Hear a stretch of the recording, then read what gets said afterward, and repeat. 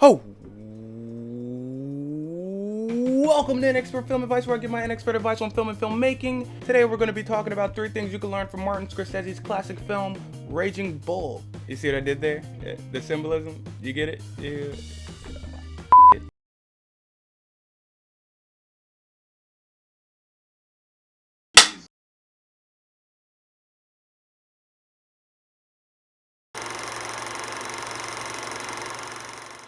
Hello again, and welcome to Inexpert Film Advice. My name is Deontay Jenkins. I am your host and stuff. Now, this is a new segment that we're going to be doing from time to time where we look at films and try to see things that we can learn from them. Raging Bull follows Jake LaMotta, played by Robert De Niro, and directed by Martin Scorsese in the height of all of their filmmakery goodness. It follows De Niro's Jake LaMotta as he battles both in and out of the ring. Now, this is one of my all-time favorite films, and it's a masterclass on everything related to filmmaking. From the directing, to the acting, to the sound mixing, to the editing, everything is so sharp and genius that an entire film course can be taught on this film alone. But I'm going to narrow it down to 3 main things that you need to pay attention to whilst watching this film. The first thing I want to draw your attention to is the thing that makes the film feel real and believable, like you're actually watching these people's lives rather than a scripted drama that's been overproduced and overpolished. And that thing is the improvisation. Now, I have no way of knowing for sure how much of this film was improv, but I'd say a good 60 to 70% of it was off the cuff and came straight from the actors themselves. Now, this is something that I think is very important for all filmmakers to take a look at. A lot of writer-directors are like, no, I don't want my dialogue to be ruined. I want them to say exactly what I wrote, and I spent months coming up with this one line of dialogue and blah blah blah. Look, that's fine and dandy, but there are times where you need to let your actors cut loose and express themselves because they know the characters. And this film is a perfect example of that. Throughout all of Martin Scorsese's films, whether it be Mean Streets or The Wolf of Wall Street or Goodfellas, he likes to allow his actors to improv. In some films a little more than others. This is one of the greatest things about his directing style, and it makes it feel a lot more fresh and realistic. Now, actors, you can't just pull things out of your ass. The script is the blueprint. All of your improvisation should derive from the script itself. You gotta learn exactly what the character is saying and what their words truly mean in order to improv and make it feel realistic. Now I'm gonna show you 2 scenes. One is heavily improv and the other follows the script pretty closely. I wanna know if you can tell the difference between the improv scene and the one that went by the books. Check it out! Oh, don't ever do that Gennaro bullshit again. No more deals like that. You hear what I'm saying? What are you talking about? What am I talking about? Look at that. 168 pounds. Stop eating. What's this with the smart asses? I told you I don't want to do it in the first place. Didn't I tell you that? No, you didn't say that. You're the one that told me you could get down to 155 pounds. Where'd I get it? Would I pull it out of the fucking air? I don't know if I'm going to make it down to 155. I'm lucky I make it to 160. And on top of that, you signed me for a fight at 155. And if I don't make the 155, I lose $15,000. That's right. Oh, you're supposed to be a manager. You're supposed to know what you're doing. I did just what I wanted to do. That's what I'm worried about. You did it. You want a title shot? What are you talking? You want a title What shot? am I in? What am I in? A circus over here?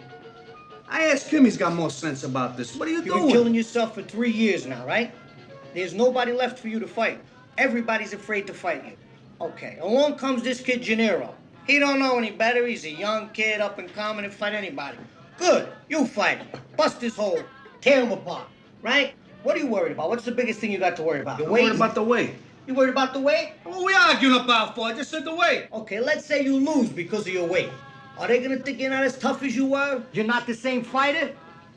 Good. They'll match you with all those guys that were afraid to match you with before. What happens? You'll kill them. And they gotta give you a title shot. Bring me coffee, please. Why? There's nobody else. Nobody's left. Who are they gonna give it to? Coffee.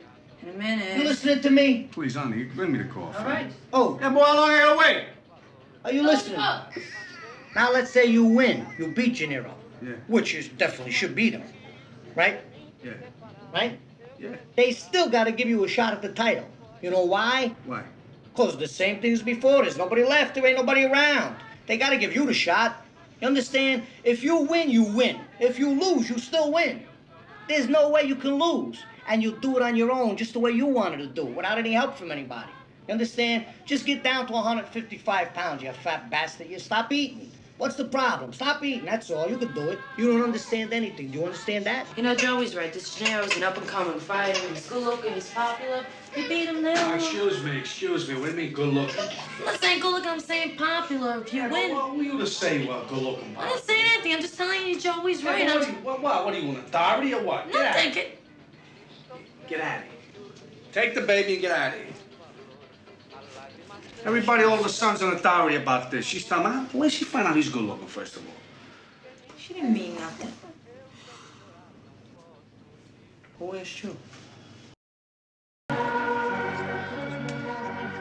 fucking back. They pick up his arm. He's dead. They tell him he won the fight. People went crazy. That shit would have never happened if Tommy was over there taking care of it. I mean, you know he's got to be with Tommy to fight in New York to get a title shot. I mean, he's going to wind up fucking punch drunk, your brother. I know. You know, you got to make him understand that it's the best thing for everybody involved. I said I know. You know, but you got to make him know. You got to tell him, make him understand it. Jesus Christ, you don't want to stop? When the fuck you gonna stop with all that stuff? I told you, I understand everything. He just wants to do things for himself, that's all. It's hard to understand. That's because he's got a head like concrete. You make me laugh. You think it's easy? Why don't you talk to him? You know what to say. Tell him. You know I can't talk to him. Well, why can't you talk to him? Because he don't like me. Yeah, nobody likes you. You ought to be used to that. Now, which one was improv? If you said the first scene, then you are exactly right. Some signs of improvisation in film is actors cutting each other off and actors being repetitive, but repetitive in a good way, not in the way that says the same line over and over, but in the same way that you or I are repetitive when we're trying to get a point across. Now that's just one instance of improvisation. This film is full of them. It's really fun sometimes in watching this film to sit down and see which scenes were improv and which scenes were scripted. It's harder to tell sometimes than others, which means it was done really well. Directors, you gotta know when to let your actors improv and when to keep them by the books. This film will help you with that because it's so good at both. Now the next thing I want to talk about is visual character development. If you've seen the film, then you know that Jake LaMotta's life in the ring mirrors his life outside of the ring too. And a lot of this is portrayed through Martin Scorsese's visual character development. For instance, check this out. Every time Jake has a strong emotion towards Vicky, the camera slows down. And make sure she can hear. Hey, like the big, all tough guys. They're all tough guys. Big shot. I want you to call me. He's very nervous. Goodbye. Look at that face. What a face. You believe that girl, huh? Look at that beauty. Just as beautiful as ever. Hey, police one thing, all right? So long, everybody. So long, Tommy. When things are going well in Jake's life, things are going well in the ring. He's beating everybody, he's winning. When things aren't as good at home and when he's a little overweight and feeling really paranoid and jealous, things aren't going as well for him in the ring. All of this is shown without using words. We can see it through the facial expressions of Robert De Niro, through the camera movements of Martin Scorsese, and even through some of the cuts of Thelma Schoonmaker. Everything you see in this film develops the character without being heavy-handed. It pushes him slightly forward so you can see his gradual ascent into happiness and his gradual descent into loneliness, jealousy, and paranoia. Now check this out. I'm going to turn the sound completely off and I want to see if you can tell exactly what he's feeling in this scene.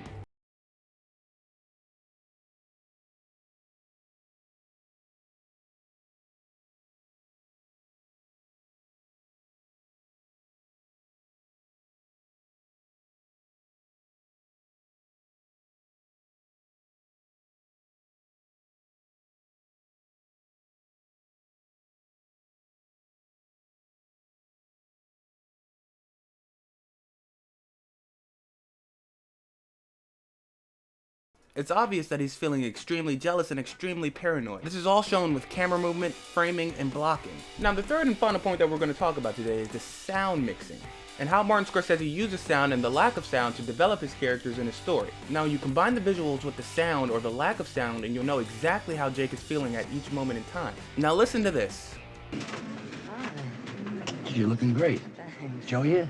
Pay attention to how the ambient sound is minimalized. Listen, I'm over here This with is so Tommy you and some can of the really old focus gang. in on how Jake Get is a chance, come feeling. over, have a drink. If you're really focusing in on it, the ambient sound is noticeably unnoticeable. Oh, Jake, how are you? This is to highlight Jake's emotion and not distract you from it You're not drinking, are you? by having sounds come at you from all angles. Joey, how are you?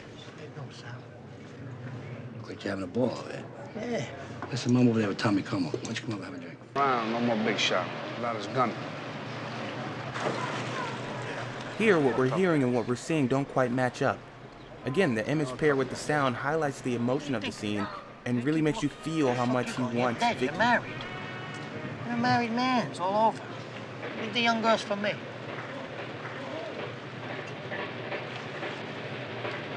Big shot.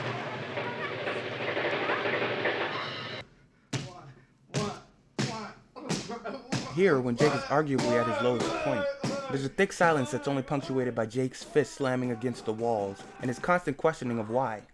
The lack of sound in the scene lets us really feel how isolated and alone Jake is. Imagine how different it would feel if we heard other inmates or guards making noises or taunting Jake while he's going through this moment. Fat ass. Talk to me, boy. While you're there, I can hear you breathing. And don't you listen to these nitwits, you hear me? This place ain't so bad. Tell you what, I'll introduce you around, make you feel right at home. I know a couple of big old bull queers that just love to make your acquaintance. Especially that big white mushy butt of yours. God, I don't belong here. The lack of ambient sound coupled with Jake's belligerent actions and the moody lighting let us know exactly what he's feeling.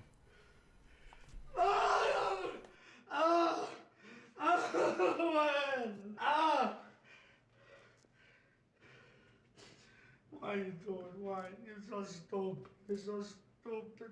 So fucking stupid. So stupid. It's gonna be an animal. I'm not an animal. Obviously, the dialogue helps out a little bit, but most of the time, dialogue is not what you feel in a film. It's the way the camera is set up, the way the camera moves or doesn't move, and what you hear that you feel the most. Now check out these two scenes and tell me if you hear or see any similarities. You with this knife, you hear me? I told you, keep your hands out of the plate. Right. Peace around here, Joey. Just relax. We're all deal like you look. I'm all like, You fucked my wife, huh? Get off! I'll kill you! None of this! Do it!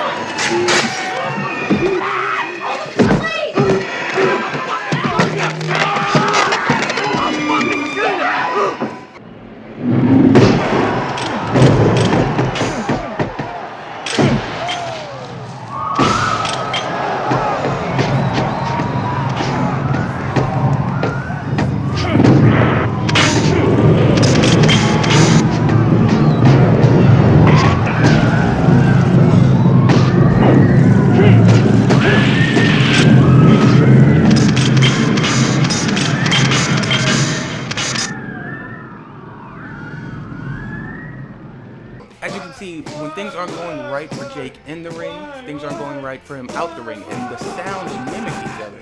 I'm gonna let you hear it one more time so you can really pay attention to the sounds that you're hearing. I'll kill you!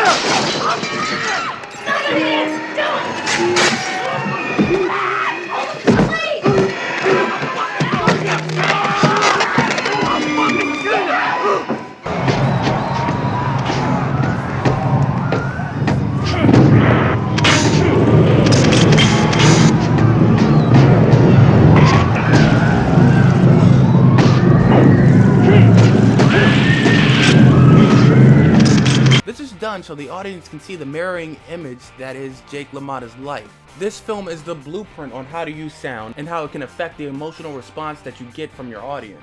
Plus, it's just really cool. Raging Bull, in my opinion, is a cinematic classic and one of the greatest films ever made. If you've never seen it, I highly recommend you watch it, and pay attention to the brilliant acting and filmmaking that takes place during the entire film.